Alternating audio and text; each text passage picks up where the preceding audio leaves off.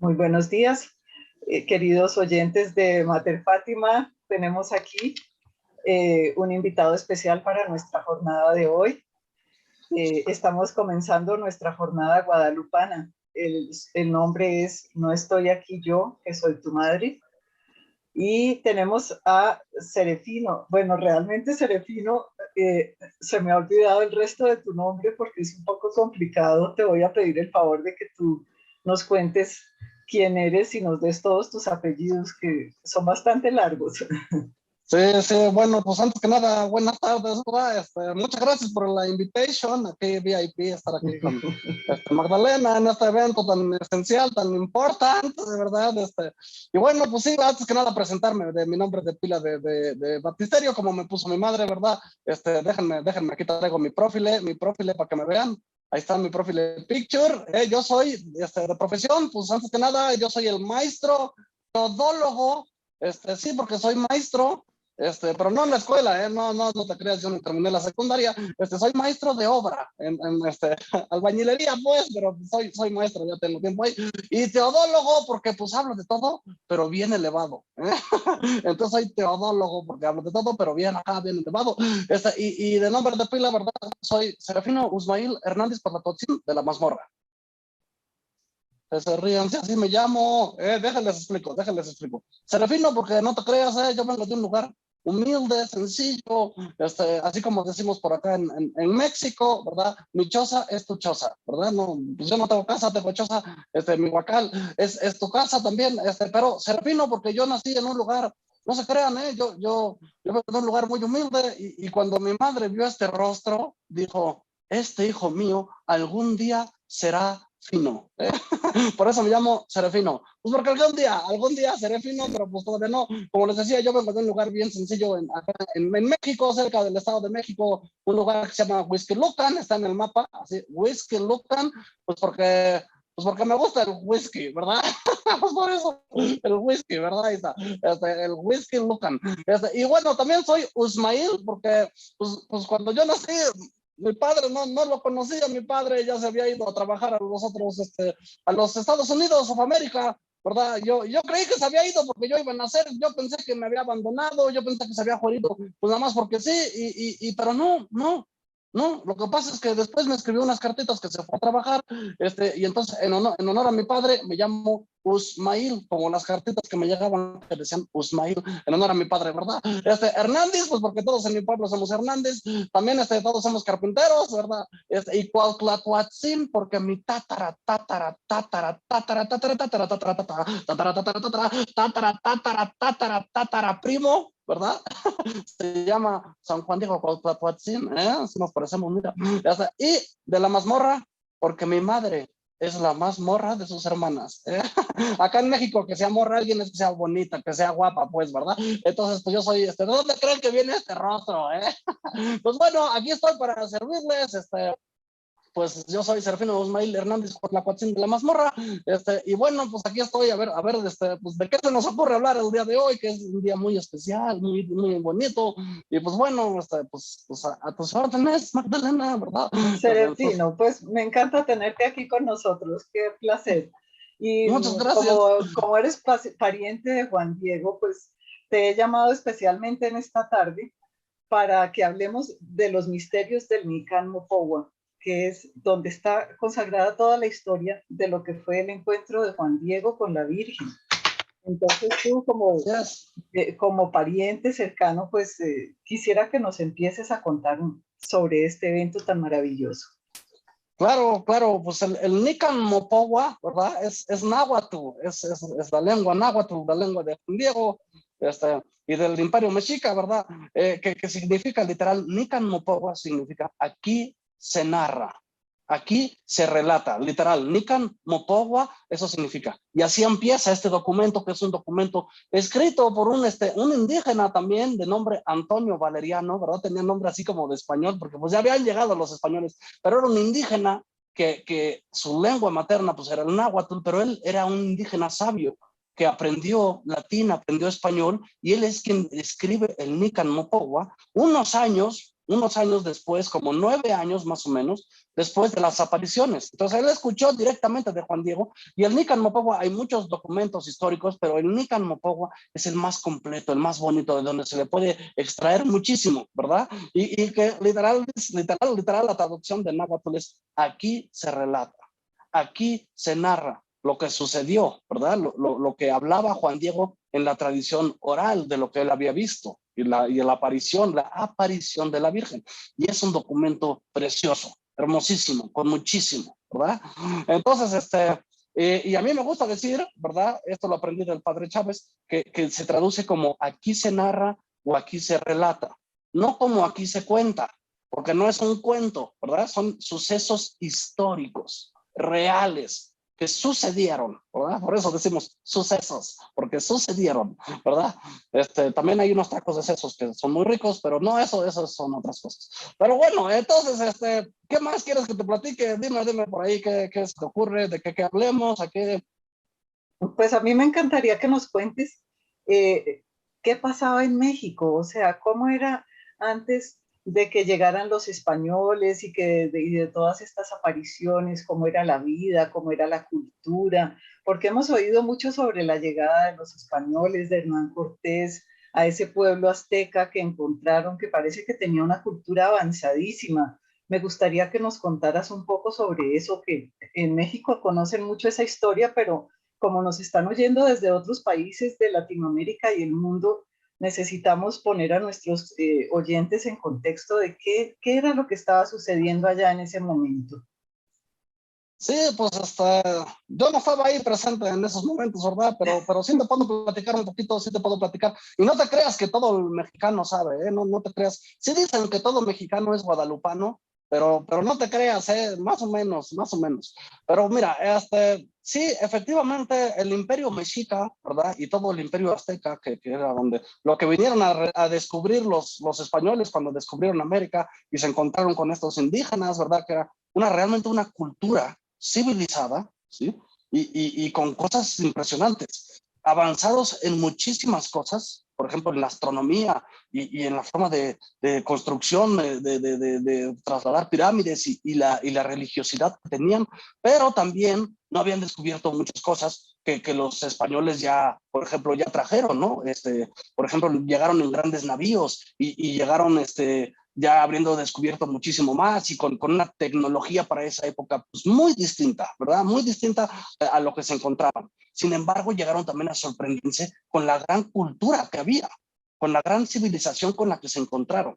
Y bueno, pues para entender esto es bueno entender un poquito, no sé si ustedes vieron la película, si no se la recomiendo, la película de Apocalipto, que es una película de Mel Gibson, el que hizo la misma de Passion of the Christ, ¿verdad? La Pasión de Cristo. El mismito autor, director de esa película, hizo una que se llama Apocalipto, que me gusta mucho esa película porque justamente termina, no les voy a contar nada, pero para no les voy a hacer ningún spoiler o como de quien dice, ¿verdad? Esto termina la película con la conquista, con la llegada de los españoles. Y es precisamente ahí donde comienza este libro de La Verdad de Guadalupe, de Monseñor Eduardo Chávez, que yo les recomiendo que lo hagan así, que de tarea se los dejo, que vean la película de Apocalipto de Mel Gibson, que es toda la cultura mexica, y después lean este libro para que comprendan a profundidad el significado de cómo era su cultura y cómo era sobre todo su religión. Porque acuérdate que también en ese entonces la religión era la ley, ¿sí? La ley no era lo que decían los políticos, que luego no coincide, ¿verdad? Pero la religión tenía cierta, la ética, la moral se vivía ya desde ahí. Entonces, vamos a ver, ¿quiénes eran este imperio? ¿Qué tenía? Había, para empezar, había una división, ¿no? Como en todas partes, había clases sociales, ¿no? Y allá había, por ejemplo, los nobles y los macehuales. Los macehuales eran lo contrario al noble, ¿verdad? El de la casta de hasta abajo, la populacha, la raza, pues, ¿verdad? El más humilde, el más sencillo, a eso se les llamaba macehuales. Y Juan Diego, precisamente, Juan Diego era un macehual. Juan Diego no venía de ninguna casta divina ni nada así, ¿verdad? Era un macehual. Y en ese entonces, pues la nobleza tenía, se les consideraba divinidades. y obviamente ellos hacían ciertos rituales que incluso incluían sacrificios, a veces de muerte, a veces de dolor, ¿verdad? Sacrificios que hacían a los dioses, ¿sí? Y tenían múltiples dioses, ¿verdad? El dios de la lluvia, Tlaloc, ¿verdad? Y diferentes dioses. Pero ellos pensaban en esta religiosidad que tenían, ellos pensaban que tenían que alimentar a los dioses y por eso sus sacrificios tenían que alimentar al dios Sol en particular, porque el Sol, según la cultura de ellos, descendía todos los días. Nosotros decimos que anochece, ¿verdad? Se pone el sol y anochece. Ellos pensaban que el sol entraba al inframundo y tenía que luchar para volver a nacer el día siguiente y volver a brillar para ellos. Entonces ellos pensaban que con sus sacrificios estaban salvando al universo entero, ¿verdad? No los hacían por nada, por violentos o por malditos, sino que lo hacían como realmente un sacrificio.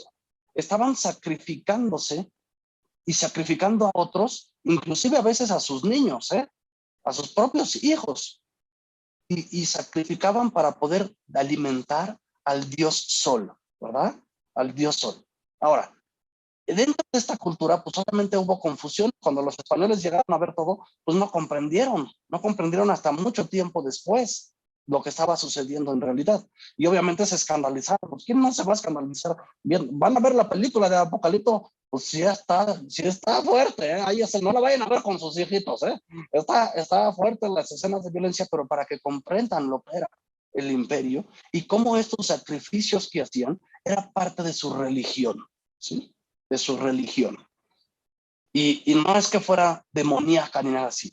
No lo confundamos. Aunque sí es fácil de pensar que fueran cosas muy sádicas, porque incluso hoy cuando vemos un sacrificio así vamos a decir, oye, eso no está bien, ¿verdad? Pero podemos comprender toda la riqueza, hoy ya podemos comprender toda la riqueza que había en esa cultura de los indígenas, de los aztecas, de los mayas, de los mexicas, etcétera, ¿sí? Era una cultura donde ensalzaban la vida, porque para ellos, y suena paradójico porque ellos sacrificaban para morir, pero estaban pensando que estaban alimentando al Dios y estaban salvando al universo a través de esos sacrificios. Pero, sin embargo, ellos anhelaban y toda su religiosidad, todo lo que hacían iba en torno a la vida, ¿sí? Ellos hablan mucho de flor, de canto, ¿sí? El color verde del jade, que es como verde azuloso, todo eso significaba vida. Y para ellos te dije que había los macehuales y había la nobleza y las diferentes clases. Solamente los de la alta nobleza, los emperadores, podían utilizar el color jade en su ropa. Los demás traían el color natural de la yate, que es el que traigo aquí. Ahorita pues ya pasó, yo ando muy fashion con mis colores aquí, así como me hicieron, un designer me hizo un designer, pero acá el color natural de la yate, ¿verdad? Es el color que usaban los macehuales. Y no podían usar más que el color de divinidad, de vida del jade, los emperadores. ¿Sí? Y esto es importante para el ratito que hablemos de cómo venía vestida pues, la Virgencita de Guadalupe, ¿verdad? Entonces, pero bueno, para que lo entendamos, para ellos, a pesar de que sí sacrificaban, para ellos la vida era importantísima. Incluso, te digo, sacrificaban de todo, tenían lo que llamaban las guerras floridas, ¿verdad? Que no es que sucedieran allá en la Florida, en Miami, no era aquí en México, ¿verdad? Eran las guerras floridas porque eran guerras de flor. Para ellos la flor, el canto, el baile, era importantísimo, era la forma de hacer oración y de celebrar la vida, que era lo más importante para ellos, ¿verdad? Y entonces, ellos tenían estas llamadas guerras o batallas floridas, donde se peleaban entre diferentes tribus, ¿sí? Los aztecas con los toltecas contra los mexicas, pero no para matarse, como en la Segunda Guerra Mundial, ¿verdad? Que iban así, traca, no. Estos iban a capturar, y eran guerreros y capturaban a otros, y a ellos eran a quienes sacrificaban. Pero también a veces sacrificaban hasta a sus propios hijos. Por ejemplo, al dios Tlaloc, al dios de la lluvia, hacían sacrificios sobre de sus hijos para hacerlos llorar, porque pensaban que haciéndolos llorar era darle al dios Tlaloc para que lloviera, ¿sí? Imagínate, estaban en el error, sin duda alguna, sí estaban en el error, pero ellos no sabían que estaban en el error. Y la razón por la que hacían realmente estos sacrificios de dolor, que realmente les dolía hacerlos, pensaban que era porque estaban salvando el universo y para que tuvieran vida, ¿sí? Entonces, eso, pues obviamente, cuando llegaron los españoles y los frailes, pues no entendieron luego, ¿verdad? No entendieron luego. Pasaron algunos años y fueron captando, sobre todo algunos, ¿verdad? Sobre todo algunos. Pero bueno, esta es una breve introduction, ¿verdad? Una breve introduction. Yo les recomiendo que vean la película de Apocalipto de Mel Gibson, ¿verdad? Está disponible por ahí, la pueden ver. Apocalipto de Mel Gibson, para que entiendan y vean eso, lo vean tal cual, porque lo hace maravilloso y ves los colores que usaban y ves, incluso está en náhuatl la película, ¿verdad? O en maya, no sé si es maya o si es náhuatl, pero ahí está. Y además de eso, ven, sí está cruda, porque sí se ven los sacrificios como eran, pero tiene que ir acompañado ver esa película de leer este libro. La verdad de Guadalupe, de Monseñor Eduardo Chávez, ¿sí? Los que no lo puedan conseguir me mandan un correíto, al final les dejo mis datos, me mandan un correíto y yo les ayudo a conseguirlo. Pero tiene que ser así, la película y después el libro, ¿ok? Para que comprendamos, porque si no, con la pura película van a decir, pues está bueno los efectos, pero pues no entendí, ¿verdad? Estaba medio sádica. No, para que vean cómo era esto de las guerras floridas que les estoy diciendo y cómo se capturaban para hacer estos sacrificios, para poder alimentar al sol y salvar al universo. Ellos pensaban que en sus manos estaban salvando el universo. ¿Mm? Pues bueno, hasta aquí mi reporte de los mexicas. Si quieres, empezamos a hablar un poquito de qué sucede cuando llegan los españoles, ¿no? Sí, cuéntanos cómo es ese proceso de conquista, qué es lo que ellos encuentran, qué es lo que ellos hacen y cómo logran imponerse sobre esta raza, pues que parece que era muy guerrera, muy violenta. Mira, yo he oído que hasta en un momento dado Hernán Cortés quemó sus barcos para que sus soldados no pudieran volver nuevamente a España. Pues es probable. Yo no soy el historiador tan culto como tú, Magdalena, ¿verdad? Pero hasta puede ser que sí. Sí he leído yo eso por ahí, la triste noche de Hernán Cortés, ¿verdad? Pero bueno, lo que nos importa más que Hernán Cortés es hablar en general, de lo que estaba sucediendo, ¿sí? Pues llegaron los españoles, ¿verdad? Y obviamente, pues se maravillaron con descubrir un mundo nuevo, se maravillaron con descubrir gente en un mundo nuevo, y sobre todo se maravillaron con descubrir, pues lo que ellos consideraban tanta riqueza, ¿verdad? Imagínate tú que cuando veían las pirámides, uno puede venir ahorita a México a visitar las pirámides de Chichen Itza en el estado de Yucatán, al sur de México, ¿verdad? De paso se pasan por Cancún y van a ir ahí cerquita de Cancún, 1 hora y media está la pirámide de Chichen Itza y se puede ver cómo está la pirámide, pero ya no se ven los colores que tenía, porque antes estaban pintadas de colores. Ahorita se ve la piedra, así gris natural, ¿verdad? Pero se veía antes, eran de colores y además estaban como cubiertas con una mica, las pirámides, como de minerales. Y entonces cuando le daba el sol, esas pirámides brillaban. Imagínate, un poquito así se ve en la película de Apocalipto, ¿eh? Pero imagínate, los españoles llegan y ven las pirámides, pensaron que eran de oro o algo, porque cuando les daba el sol, pues resplandecían. Y era algo maravilloso.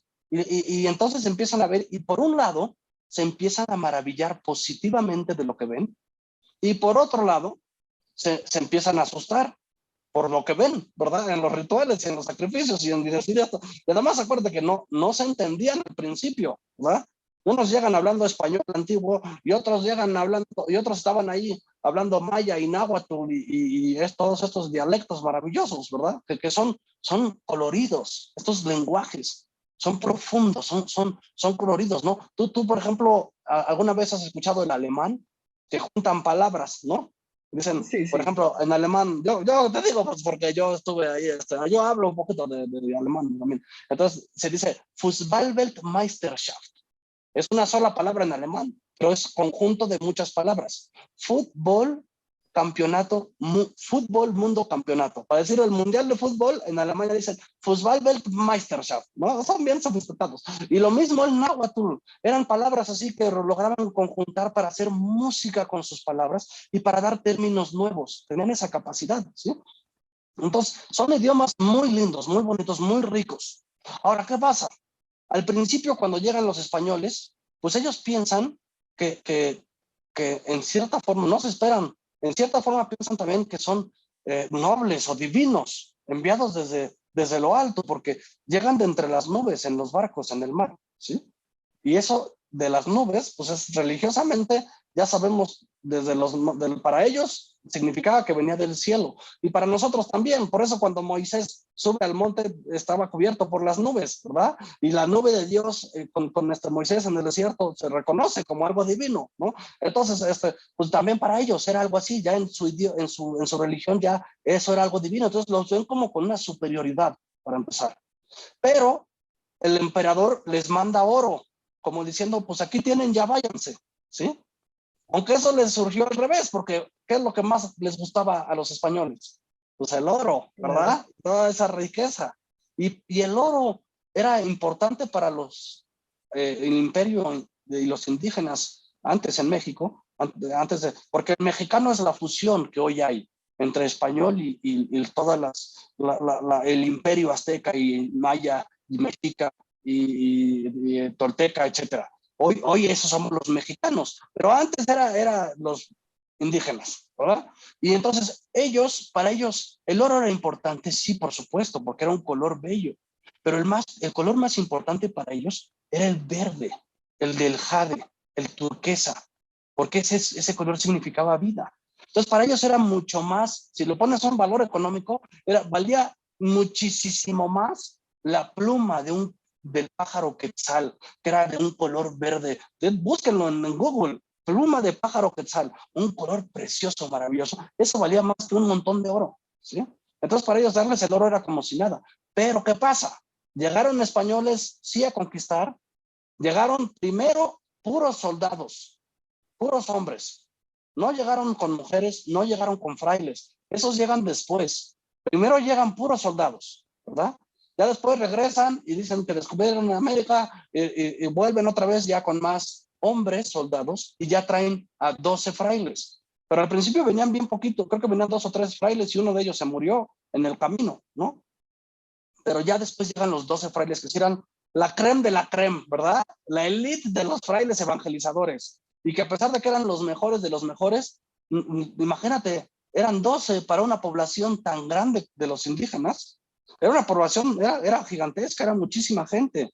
Y solo 12 sacerdotes. Y todos los demás, pues se decían católicos, digo, no todos, ¿verdad? Pero en general había unos que saqueaban, que abusaban de sus mujeres, que abusaban de las tierras de los otros y que los utilizaban como esclavos y se hacían llamar católicos. Entonces imagínate, todavía si era de por sí poquitos frailes y tratar de culturizar en la religión y convertir y evangelizar a tantos indígenas, pasarlos de una religión de sacrificios humanos que ellos, los frailes, no habían comprendido y que sí veían como algo satánico, pues porque, pues ¿quién no va a ver algo satánico cuando alguien mata a alguien así nada más para ofrecerlo? Pues de primera impresión sí dices, oye, ¿qué onda? ¿Verdad? Pero ya después se conoce un poco más sobre la cultura, ¿verdad? Ellos van conociendo y imagínate, tratan de convertirlos y luego van a la iglesia, a la misa y ven a los otros españoles que son los mismos que los están saqueando, que están abusando de sus mujeres, que los están tratando como esclavos, etcétera.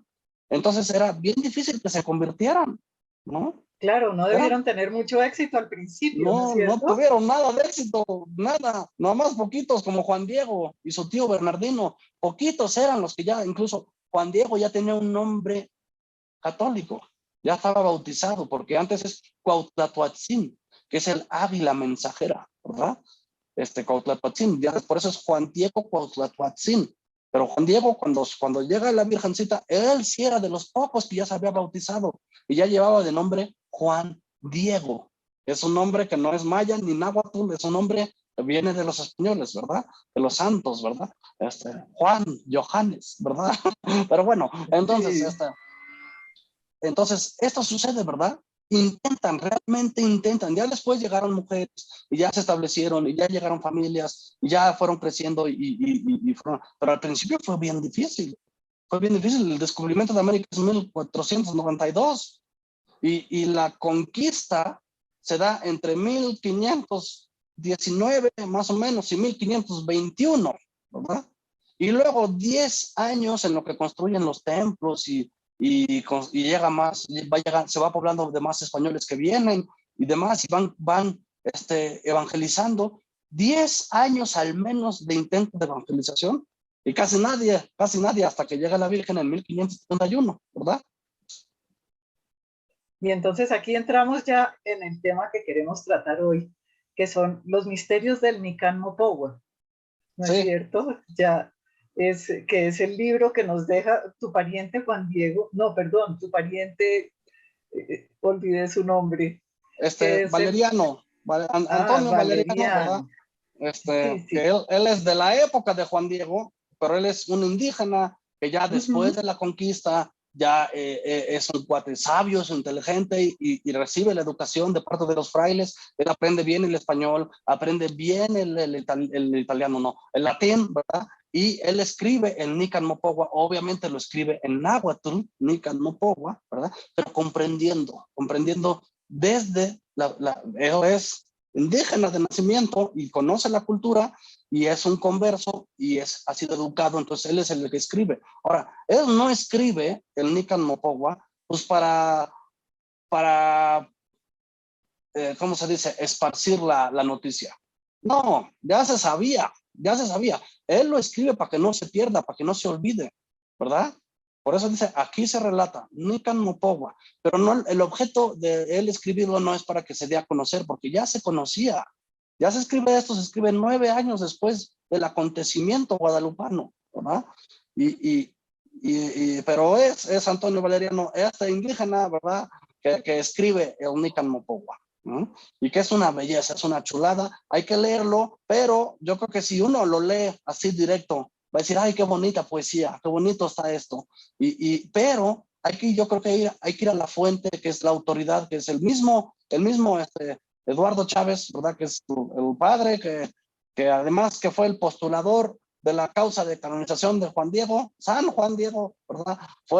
También es el director del Instituto de Estudios Superiores Guadalupanos y es la autoridad en el tema. Y él tiene varios libros, incluyendo este que les acabo de mostrar, donde viene narrado en Nican Mopohua, pero con explicaciones, así de un enunciado y va explicado, y otro enunciado y va explicado. Y tiene otro libro que es Nican Mopohua, así, y es del puro Nican Mopohua, ¿verdad?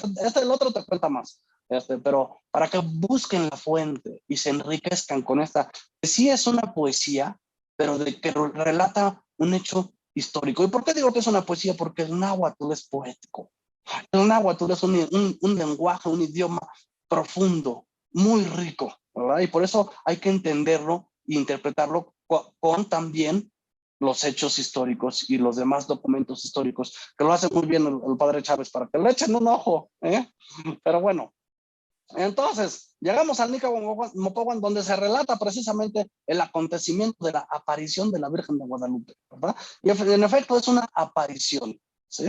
Se aparece la Virgen de Guadalupe. Entonces, pues ya saben un poco la historia, ¿verdad? A Juan Diego, un indígena humilde, hasta ella le dice humilde, el más pequeño de mis hijos, el más pequeño, ¿verdad? El más insignificante, el más menos, el más nada, que ahorita pues es santo, ¿verdad? Y no cualquier santito, pero ella elige, así es Dios, así elige a los más sencillitos, humildes, a los que uno cree incapaz de poder llevar un mensaje tan importante, ¿verdad? Y bueno, pues ya sabemos la historia, le aparece y le pide que le construya una casa, pero en el Nican Mopohua, esa primera aparición, ¿verdad? Es bellísima como está redactada, porque dice que Juan Diego va caminando por ahí y de pronto escucha desde el monte cantos y como si la naturaleza le respondiera a esos cantos, y entonces entra como una especie de éxtasis, ¿verdad? Y como que es atraído por eso y se acerca y sube, y entonces empieza la conversación entre ellos, ¿verdad?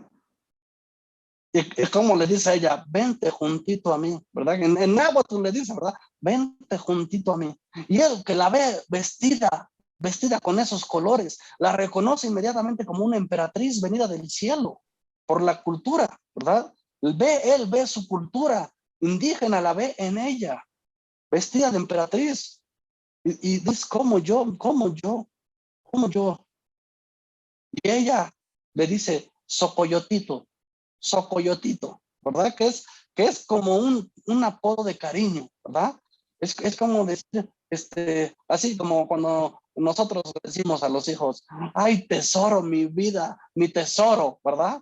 Pues Socoyotito, es como si le estuvieras diciendo, ay, mi hoja, mi flor viva, mi color jade de mi collar, ¿verdad? Es mi tesoro, le está diciendo así Socoyotito, ¿verdad? Es de cariño, un cariño materno hacia el hijo, el más pequeño de sus hijos.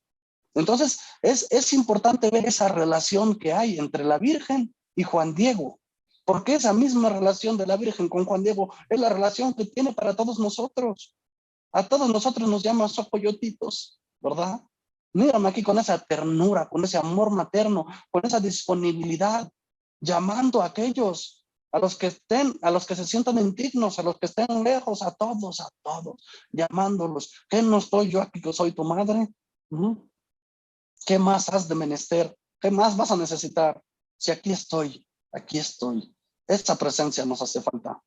Y habrá que acercarnos. Pero bueno, así como Juan Diego se acercó, ¿verdad? Y entonces, pues ya conocen la historia. Hay 5 apariciones, ¿verdad? La quinta es donde ella pronuncia su nombre de María de Guadalupe, Santa María de Guadalupe, la madre del Dios por quien se vive, ¿sí? A su tío Bernardino, ¿verdad? Porque si se acuerdan que Juan Diego, en una de esas apariciones, pues dice, híjole, si me vengo por aquí, si me voy, mejor voy a rodear, porque si no me voy a encontrar con la señorita y me va a pedir, y yo tengo que ir a por un sacerdote y un médico para mi tío que se me está muriendo, y para no encontrarme con él, pues voy a rodear, y ahí se le aparece, ¿verdad? Y le dice, tú no te preocupes. Y después ella se le aparece a Bernardino y lo cura de su enfermedad, ¿verdad? Entonces, bueno, pues ya conocen toda la historia, o si no, pues vale la pena leerla aquí en el libro, ¿verdad? Porque si no se nos acaba el tiempo para explicarles otras cosas, pero son 5 apariciones de la Virgen, cada una con, una, con un mensaje único, con una profundidad y con mucho que nos deja la Virgen por analizar. Por ejemplo, que él se tenga que presentar Juan Diego frente al obispo porque la Virgen se lo pide. O sea, la Virgen misma se somete a la autoridad eclesial. Eso es importantísimo, ¿no? Eso es importantísimo, que la Virgen misma se somete a la autoridad eclesial. Y entonces, imagínate, pobre Juan Diego. Y eso sí me lo pongo a pensar. Eso no viene aquí en el libro, eso sí me lo puse a pensar yo. Juan Diego, que tiene que ir ahí a que le den cita con el obispo. ¿No crees que dejan pasar así como por su casa? No, ni tenías, o sea, así imagínate tú cuando quieres ir a ver hasta, pues no sé, al señor presidente de tu país, quieres ir a tener una cita con él, ¿tú crees que te van a dejar pasar así nada más? Pues no, ni con cita. A veces dicen, si tenía cita, pues ya se fue. Ni en el dentista te atienden a tiempo, fíjate. Y él tener que ir ahí, y además que él quiera hablar con el obispo, lo bullearon, se burlaron de él. Y entonces él regresa con la Virgen y dice, es que te dije que yo no era el indicado, tienes que buscar a otro, pero así actúa Dios. Y lo dice la misma Santa María de Guadalupe, cuando antes de que sea la aparición de Guadalupe, cuando es la aparición de San Gabriel, ¿verdad? Y va y le dice que ella va a ser la madre de Dios, y ella va con su prima Isabel y declama el maravilloso Magnificat, ¿verdad? Y dice, enaltece a los humildes. Es que así actúa Dios, enaltece a los humildes. Juan Diego hoy es San Juan Diego, pero fue cuando era nada más Juan Diego, ¿verdad? Que nadie lo conocía, que nadie sabía quién era. Él que vaya. Y todavía va y insiste con el obispo. Imagínate cuántas horas estuvo esperando afuera, a ver si le abrían, tocando la puerta. Y no le tocaba así de ábranme. Pues era así como, pues, uno le da pena esas cosas también. Uno se siente frente al obispo, una autoridad, y uno se siente chiquito, pues entonces, ¿verdad? Entonces que regresa y le dice a la Virgen, pues ya fui, pero pues como que no me hicieron caso, ¿verdad? Que me pidieron una señal. Y la Virgen da la señal, pero esa señal también es una muestra de sometimiento a la autoridad de la iglesia, de quien ella es madre de la iglesia, ¿verdad? Entonces, es algo muy importante resaltar eso, porque todos somos iglesia. Y la iglesia no es nada más, pues, el Papa y los sacerdotes, todos somos iglesia y todos somos parte de esa iglesia. Y me gusta cómo el Papa Francisco volteó la jerarquía de la iglesia, ¿no? Y dijo, el Papa está al servicio de los demás, no es nada más que sea la autoridad, es que está al servicio de todos. Entonces, es bueno resaltar eso, que hasta la Virgen se somete a esa autoridad de la iglesia, porque también sabe que la autoridad de la iglesia viene de la cabeza de la iglesia, que es su hijo, su mismísimo hijo, ¿verdad? Entonces, pues, para hacerle cortito el rollo, ¿verdad? Llega Juan Diego y ella le da la señal y ya sabemos la historia que le dice, pues, ¿cuál va a ser la señal? Pues recoge unas flores ahí y llévaselas al obispo. Y Juan Diego piensa, pues, ¿cuáles flores? Acuérdate que la flor es importantísima. Flor y canto. Flor significa vida y es belleza. Pero él sí dice, pues, ¿cuáles flores? Si aquí en el monte, en invierno, pues no crecen. Pero aún así, imagínate, a mí me hace pensar, ¿será la misma duda que tuvo la Virgen cuando se le aparece el ángel Gabriel? Le dice, ¿cómo ha de ser esto de que yo sea la madre de Dios si no conozco varón? Que no es una duda de desconfianza, es una duda de, ¿cómo será? Pero Dios puede, ¿sí? Y lo mismo Juan Diego, pues ¿cómo me mandas por unas flores si aquí no crecen en invierno, verdad? Pero va, obedece, confía y se encuentra con unas flores hermosas, unas rosas de Castilla, que crecen en España, no en México. ¿Sí? Y entonces se las pone en su ayate, ¿sí? Que pues es parte del atuendo que él tenía y que precisamente lo usaban para cargar, ¿verdad? Y entonces pone todo eso y otra vez va obediente, otra vez frente al obispo, a someterse, ¿verdad? Y a las burlas, porque pues ahí va, ¿y qué traes ahí? Y no es para que lo veas tú, es para que lo vea el obispo. ¿Qué traes? ¿Qué traes? Y trataron de quitarle. Y meten la mano y milagrosamente no pueden sacar nada, no sienten nada, pero está lleno de flores. Y lo molestaron, le bullearon.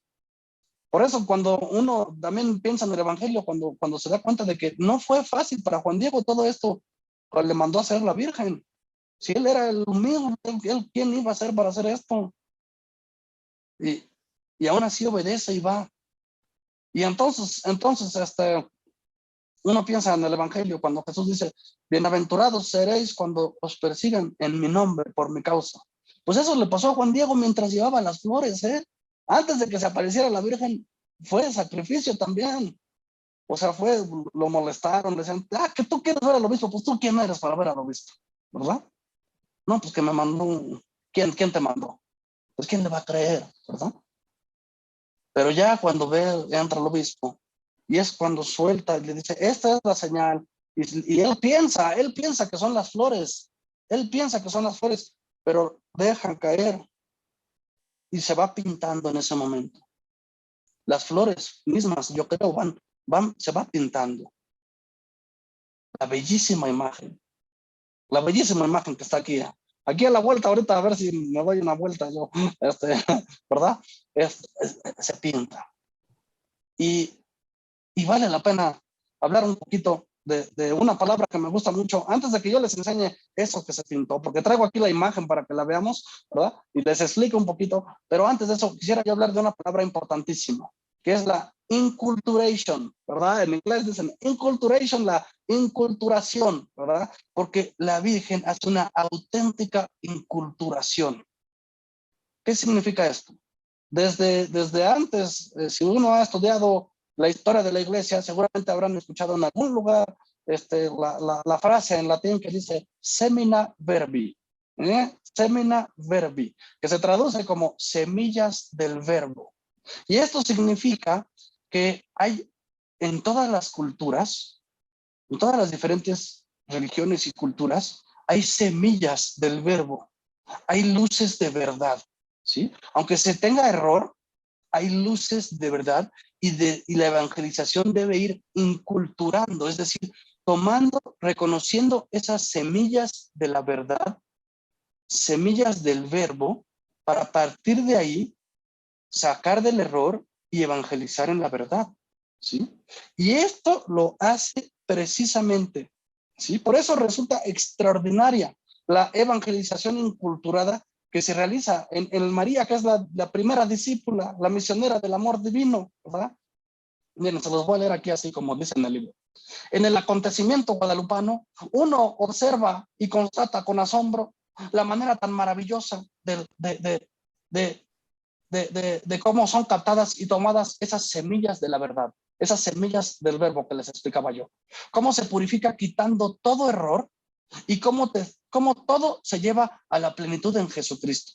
Así se detiene todo sacrificio humano, pero se capta el fondo del alma indígena, de pretender ser responsables del equilibrio del universo, de pensar que ellos eran los responsables de alimentar a los dioses con lo más preciado, con su propia vida, su propia sangre, de pensar erróneamente que los corazones y la sangre de las víctimas mantenían la supervivencia de todo lo que existía. Por lo tanto, del mismo ser humano. Precisamente en el acontecimiento guadalupano se toma lo bueno y lo positivo que realmente existía en el fondo del alma indígena. Se purifica de los crasos y terribles errores, así como de la idolatría, y se conduce al ser humano a la plenitud en el único sacrificio verdadero, el de Jesucristo, nuestro Señor en la cruz, ¿verdad? Entonces la Virgen logra tomar eso, lo bueno y lo que tenían, y a través de eso explicarles y traerles a Jesús. Y yo vine a entender esto cuando leí este libro, apenas hace unos años. Imagínate toda mi vida mexicano, naciendo aquí, yendo a visitar a la Virgencita de Guadalupe, y no entendía todo esto, pero vale la pena entenderlo, ¿sí? Es una inculturación porque toma de la cultura las semillas del verbo y no aplasta y dice que la cultura está mal, sino resalta lo valioso, pero para llevarlo a una verdad plena. Eso es la inculturación, ¿verdad? Y lo hace perfectamente la Virgen. Eso que no lo intentaron hacer los frailes, los misioneros evangelizadores, que eran la élite, la creme de los frailes, de los que vinieron a México, ¿verdad? Por eso luego uno ha de pensar que pues por eso España está como hoy, porque se fueron los frailes, la élite de la élite por acá, ¿verdad?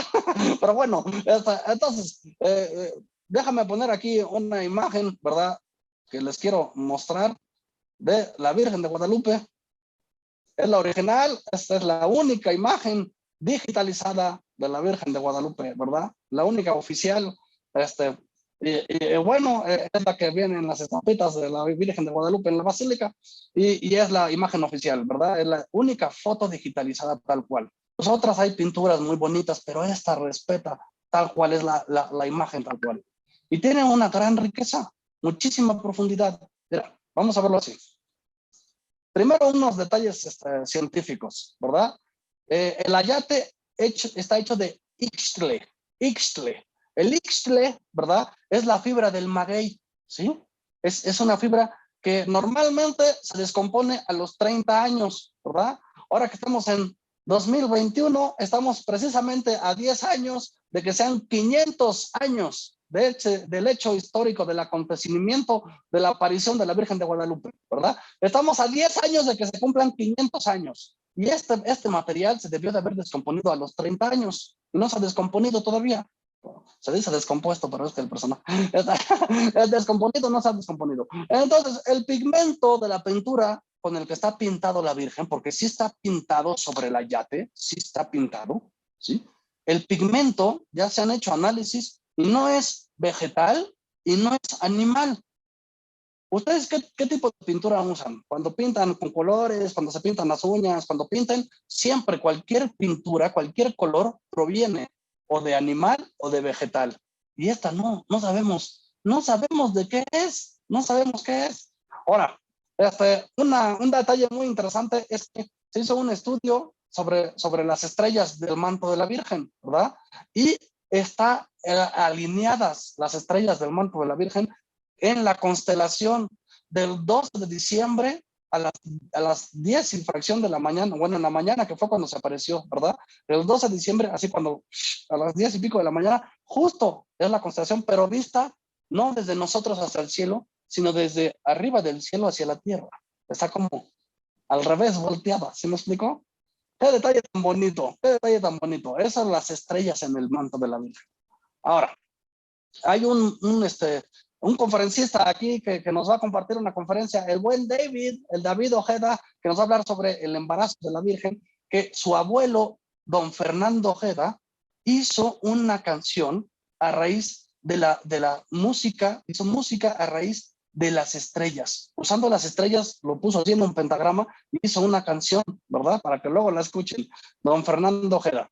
Y bueno, se han hecho muchos estudios, por ejemplo, para ver en los ojos de la Virgen, ¿sí? Con un zoom, con una foto, así un zoom, y en los ojos de la Virgen se ve justo los que estaban ahí, ¿verdad? Se ve al fray Juan de Zumárraga de rodillas y se ve a otras personas que estaban justo ahí en el momento. Es lo que estaba viendo la Virgen. Y luego se tomó esto y se hizo otro zoom, super zoom, ¿verdad? Y se vio el ojo del fraile y se ve a Juan Diego sosteniendo el ayate. Eso es espectacular, eso no lo pueden pintar, eso no lo pueden pintar. Ahora, vamos a ver los signos que son importantes, porque los signos que les dije ahorita, pues son cosas científicas para los que no creen y tal, para que vean que si hay una aparición y si hay un milagro. Es un acontecimiento salvífico, ¿verdad? Ahora, vamos a ver los símbolos o los signos que son los importantes, que son los que vieron los indígenas. Porque, mira, tú ponte a pensar, 10 años después de la conquista, ya habían llegado más frailes y todos estos frailes no lograban bautizar casi a nadie, no lograban evangelizar y convertir, eran poquitos y eran rechazados. Y además, como dice el Nican Mopowa, existía una paz. Después de la conquista existió una paz, pero era la paz de los sepulcros. Porque imagínate, después de la conquista, pues ya no había sacrificios humanos y ya no había guerras floridas, ya no había guerra entre españoles y entre conquistados y conquistadores. Pero era una paz, sí, pero una paz de luto, de dolor, de duelo. Porque pues en primer lugar se dieron cuenta que no era necesario que sacrificaran a los seres queridos o se sacrificaran entre sí para que saliera el sol al día siguiente. Entonces imagínate el dolor de decir, nosotros pensábamos que teníamos que alimentar al sol y ahora nos damos cuenta que el sol nace sin que lo alimentemos. Qué dolor todos los sacrificios que realizamos. Y también por los abusos que había por parte de los españoles. Había paz, pero una paz de luto. ¿Sí? Y entonces no lograban evangelizar. Y ahora llega, se aparece Santa María de Guadalupe, la Virgen Madre del Dios por quien se vive. Y mira lo que ellos ven. Porque ellos ven el ayate, lo contemplan y piden bautizar. Piden que los bauticen. Y es tal la cantidad de bautizados que los frailes no podían sostener su mano. De tantas veces que tenían que hacer así, en el nombre del Padre, yo te bautizo en el nombre del Padre, y echarle agüita, ya no podían sostener su mano. Eso está documentado históricamente. Ya no, o sea, necesitaban a alguien que les sostuviera la mano para hacerle así. De tanta gente, que eran miles y miles y miles de bautizos al día. ¿Pero por qué se empezaban a bautizar? Por esto que veían. Veían esta imagen. ¿Y qué veían? Para empezar, alrededor de la Virgen no es el color natural de la llave. Este es el color natural, ¿verdad? Alrededor ven un gris, como de nubes. Estos son nubes alrededor de la Virgen. Y si se acuerdan, hace rato hablábamos de que cuando algo viene de las nubes es porque viene de la divinidad, viene del cielo. Y además la ven vestida con el color del jade. Entonces esta la ven como una emperatriz de la divinidad. Y detrás de ella está el sol. ¿Se fijan? Los rayos del sol están detrás de ella. Y para ellos el sol era importantísimo, era el rey sol al que alimentaban con los corazones. Y hay algo muy curioso aquí. Se puede ver los rayos del sol atrás, pero se ve aquí abajo algo oscuro, negro. ¿Saben qué es? Es la luna. Está parada sobre la luna, ¿verdad? Como en el Apocalipsis. Una mujer parada sobre la luna. ¿Y por qué la luna se ve oscura? Porque eso pasa precisamente cuando te pones frente al sol, es como un eclipse. Y para el calendario indígena, justo es el año 13 caña. En su calendario indígena coincide con 1531, 13 caña. Para ellos ese año era el fin del mundo. Ya se acababa y empezaba una nueva era, pero se acababan ellos. Entonces, acababa una era, pero acababan ellos. Y por eso era algo, y había habido ese año 3 terremotos y estaban esperando un cuarto terremoto. Y había habido un eclipse, que para ellos un eclipse, si ellos alimentaban al sol que descendía al inframundo, imagínate un eclipse del sol, pues era como, ¿qué está pasando? Se está muriendo el sol. Y había habido un eclipse, ¿sí? Entonces esto es importantísimo. Y lo vemos aquí. Está el sol detrás de ella. Pero si tú te tomas una foto en la playa con el sol detrás en el atardecer, en la foto, si no le pones flash, va a salir la pura silueta como la luna, te vas a ver oscuro. Pero entonces, ¿por qué la Virgen de Guadalupe no está oscura? Ah, porque el sol, el Dios sol que nos ilumina, está en su vientre. Y toda la iluminación es acorde al sol de su vientre y no al sol que está detrás de ella. La luz y toda la forma de la pintura, las sombras que hay en la pintura, salen a partir del centro, de su vientre. Él es el verdadero Dios por quien se vive. Y hay otros detallitos que ven. Por ejemplo, la ven con el pelo suelto. La Virgen trae el pelo largo, suelto. Eso solo lo pueden hacer las vírgenes. Las que ya no eran vírgenes ya no podían usar el cabello suelto. Pero al mismo tiempo trae la cinta esta que trae aquí, ¿sí la ven? Se ve de color negro. Es una cinta que llevaba sobre el vientre para denotar que está embarazada. Entonces ellos al mismo tiempo están viendo que es virgen y que es madre. Y les empieza a cuadrar la persona de Cristo de la cual le hablaban los frailes. Y todo el intento de evangelización en ella les empieza a cuadrar, porque ven a una emperatriz que es virgen y madre. Y además, si lo vemos de cerca, aquí en su cuello sí tiene una cruz, sí tiene la cruz de su hijo. Si se ven, trae como una medallita y trae una cruz, y ellos se identifican en el símbolo de la cruz. Y también hay una inculturación porque está uniendo a las diferentes culturas. Ellos ven la cruz, ¿sí? Y ven en la vestimenta indígena y se están uniendo ambas culturas. Y también, si se fijan, la mano derecha de la Virgen es más güera, más mona, más blanca.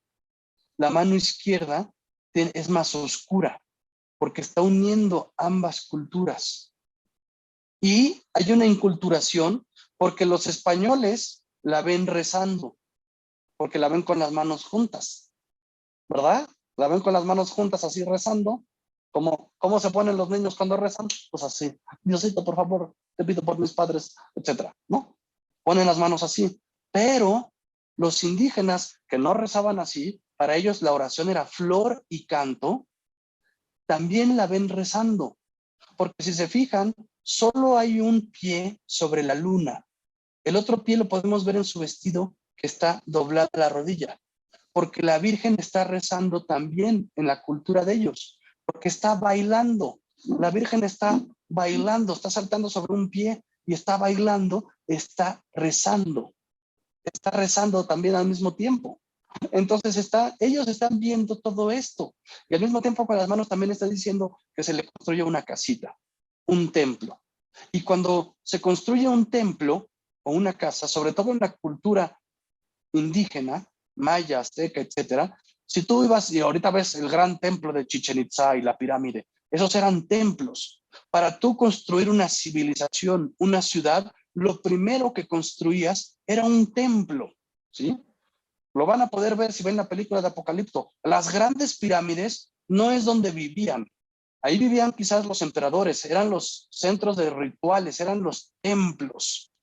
Pero ellos vivían en casitas y en chozas adentro en el bosque y por ahí, ¿verdad? No vivían dentro de las pirámides eran templos. Entonces, cuando se quería hacer una civilización, una ciudad, lo primero que se construía era el templo. Y por eso la Virgen está diciendo, quiero que me hagan mi templo, mi casita, para yo venirles a presentar a mi hijo. Y si vemos, ella trae el color del jade y del oro, pero también trae el color del ayate natural. También trae el color natural. Y el ángel que está aquí abajo, un ángel que es mensajero, está tomando con una mano el, el manto verde de color jade y con otra mano el ayate del vestido que tiene, diciendo que se une cielo y tierra en ella, hablando de la encarnación. En ella se unen cielo y tierra, ¿sí? Y si vemos detenidamente, de forma cercana, el vestido de la Virgen, vamos a ver que está coloreado con múltiples flores. Pero al mismo tiempo esas flores, los tallos de las flores, representan ríos de sangre. Los tallos, si los ves como tallos o los ves como ríos de sangre, y las flores también parecen cabezas o corazones. Es al mismo tiempo flor, y ahí están viendo toda la simbología de los rituales y sacrificios que ellos hacen. Si tú sigues todos los tallos, todo va a apuntar al centro, hacia una florecita que está ahí, hacia el vientre de Jesús. Y ella con eso está diciendo, no hacen falta más sacrificios excepto el sacrificio único de mi Hijo, el verdadero Dios encarnado, el Dios por quien se vive. Y bueno, creo que ya me pasé del tiempo, pero creo que con esto es suficiente para terminar y dejar aquí con la imagen de la Virgen de Guadalupe, Santa María de Guadalupe, y así podamos comprenderla más, cómo ella es la gran evangelizadora, cómo ella es la madre del Dios verdadero por quien se vive y toda la riqueza que hay dentro de ella. Yo apenas resumí un poquito, les recomiendo ampliamente que vean la película de Apocalipto y luego lean este libro, La Verdad de Guadalupe, o cualquier otro libro de Monseñor Chávez, ¿verdad? Que es la autoridad en el tema, que ha hecho toda la investigación histórica y está muy fundamentada, ¿eh?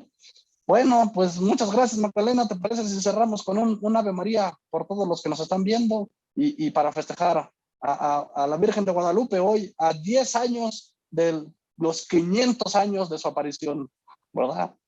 Claro que sí, Serafino. Es que, mira, te confieso que de muda de asombro de tantas cosas que me contaste tan hermosas. No conocía que la Virgen tuviera ese simbolismo tan grande y ahora entiendo pues que fue como el efecto que tuvo sobre la población indígena que la conoció y por qué es ese amor tan grande que tienen especialmente en México a la Virgen de Guadalupe. Entonces, celebrémosla hoy en su día. Esta es la primera conferencia de varias que vamos a tener hoy, que esperamos les gusten mucho y nos lleven a todos a amar cada vez más a esta Virgen que no viene sola, sino que trae en su vientre a Jesús. Entonces, oremos un Ave María y bueno, terminamos esta conferencia. Y te agradezco mucho todo lo que nos has contado tan bonito. No, Dios te gracias a ti, un salve gusto. María, llena eres de gracia, el Señor es contigo. Bendita tú eres entre todas las mujeres y bendito es el fruto de tu vientre, Jesús. Santa María, Madre de Dios, ruega por nosotros los pecadores, ahora y en la hora de nuestra muerte. Amén. Bueno, muchas gracias, Serefino. Esperamos verte en otra oportunidad y seguir hablando de nuestra Madrecita del Cielo. Sí, bueno, pues ya veremos cómo está mi agenda, pero yo con mucho gusto, ya sabes que aquí estoy para servirles a ustedes y a la morenita celestial.